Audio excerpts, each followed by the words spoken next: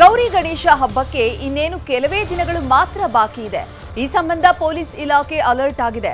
ಇವತ್ತು ಗಣೇಶ ಹಬ್ಬದ ಆಚರಣೆಗೆ ಗೈಡ್ಲೈನ್ಸ್ ಕೂಡ ರಿಲೀಸ್ ಮಾಡಿದೆ. ಹಾಗಾದ್ರೆ ಪೊಲೀಸ್ ಇಲಾಖೆ ಹಾಕಿರುವಂತಹ ಮಾರ್ಗಸೂಚಿ ಏನು ಅನ್ನೋದರ ಡೀಟೇಲ್ಸ್ ಇಲ್ಲಿದೆ.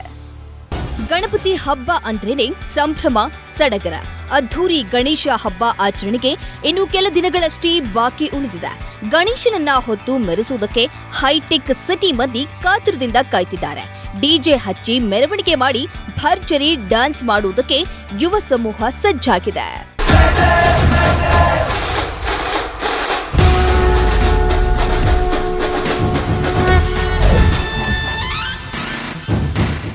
ಗಣೇಶ ಹಬ್ಬ ಹಿನ್ನೆಲೆ ಬಿಬಿಎಂಪಿ, ಪೊಲೀಸ್ ಇಲಾಖೆ, ಬಿಡಬ್ಲ್ಯೂಎಸ್ಎಸ್ಬಿ, ಬೆಸ್ಕಾಂ, ಅಗ್ನಿಶಾಮಕ ಇಲಾಖೆ ಸೇರಿದಂತೆ ಎಲ್ಲಾ ಹಿರಿಯ ಅಧಿಕಾರಿಗಳು ಸಭೆ ನಡೆಸಿದ್ರು.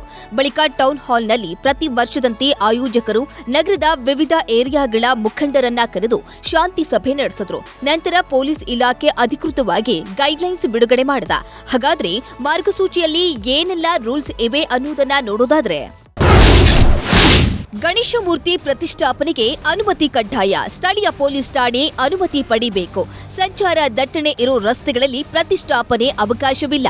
ಜೊತೆಗೆ ವಿವಾದಿತ ಸ್ಥಳದಲ್ಲೂ ಪ್ರತಿಷ್ಠಾಪನೆ ಮಾಡುವಂತಿಲ್ಲ. ಫ್ಲೆಕ್ಸ್ ಬೋರ್ಡ್, ಬ್ಯಾನರ್ಗಳನ್ನ ಹಾಕುವಂತಿಲ್ಲ. ಬಲವಂತವಾಗಿ ಜನರಿಂದ ಹಣ ವಸೂಲಿ ಮಾಡುವಂತಿಲ್ಲ. ಶಾಮಿಯಾನ ಹಾಕಲು ಪಾಲಿಕೆ ಅನುಮತಿ ಕಡ್ಡಾಯವಾಗಿದೆ. ಮನರಂಜನೆ ಕಾರ್ಯಕ್ರಮ ನಡೆಸಲು ಕೂಡ ಅನುಮತಿ ಕಡ್ಡಾಯ. ಡಿಜೆ ಸೌಂಡ್ ಸಿಸ್ಟಂಗೆ ಯಾವುದೇ ಸಮಯದಲ್ಲಿ ಅವಕಾಶ ಇರುವುದಿಲ್ಲ. ಪಿಒಪಿ ಗಣೇಶನ ಸಂಬಂಧಿಸಿದ ನಿಯಮ ಪಾಲಿಸುವುದು ಕೂಡ ಕಡ್ಡಾಯ. ಪ್ರತಿಷ್ಠಾಪನೆ ಸ್ಥಳದಲ್ಲಿ ಇಬ್ಬರು ಆಯೋಜಕರು ಇರಬೇಕು. ಸ್ಥಳದಲ್ಲಿ ಯಾವುದೇ ಅವಘಡ ಸಂಭವಿಸಿದ್ರೂ ಆಯೋಜಕರೇ ಹೊಣೆ ಅಂತ ಗೈಡ್ಲೈನ್ಸ್ ಹೊರಡಿಸಲಾಗಿದೆ. ಗಣಪತಿ ಕೂರಿಸಲು ಹಣ ಕೊಡಿ ಅಂತ ಸಾರ್ವಜನಿಕರಿಗೆ ಕಿರುಕುಳ ಕೊಟ್ರೆ 112ಗೆ ಕರೆ ಮಾಡಲು ನಗರ ಪೊಲೀಸ್ ಆಯುಕ್ತರು ಸೂಚನೆ ನೀಡಿದ್ದಾರೆ. ಅಂಥವರ ವಿರುದ್ಧ ಮುಲಾಜಿಲ್ಲದೆ ಕೇಸ್ ದಾಖಲಿಸಲು ಅಧಿಕಾರಿಗಳಿಗೆ ಸೂಚನೆ ಕೊಟ್ಟಿದ್ದಾರೆ.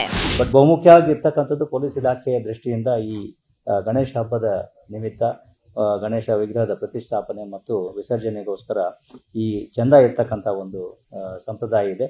ಆದರೆ ಇದು ವಾಲಂಟರಿ ಆಗಿರಬೇಕೆ ಹೊರತಾಗಿ ಬಲವಂತವಾಗಿ ಯಾರಲಿಂದಾದರೂ ಈ ರೀತಿ ಚಂದ ವಸೂಲಿಯ ಒಂದು ಏನಾದರೂ ಪ್ರಯತ್ನ ನಡೆದಲ್ಲಿ ಅವರುಗಳ ಮೇಲೆ ನಾವು ತೀವ್ರ ಕ್ರಮ ಕೈಗೊಳ್ತೇವೆ. ಮತ್ತು ಸಾರ್ವಜನಿಕರು ಕೂಡ ಯಾರಾದರೂ ಈ ರೀತಿ ಬಲವಂತವಾಗಿ ಚಂದ ವಸೂಲಿಗೆ ಬಂದಲ್ಲಿ ಅದರ ಬಗ್ಗೆ ನಮ್ಮ ಪೊಲೀಸ್ ಇಲಾಖೆಗೆ, ಸ್ಥಳೀಯ ಪೊಲೀಸ್ ಠಾಣೆಗೆ ಅಥವಾ 112ಗೆ ಕರೆ ಮಾಡಿದಲ್ಲಿ ನಾವು ಅವರುಗಳ ಮೇಲೆ ಕ್ರಮವನ್ನು ತೆಗೆದುಕೊಳ್ತೇವೆ.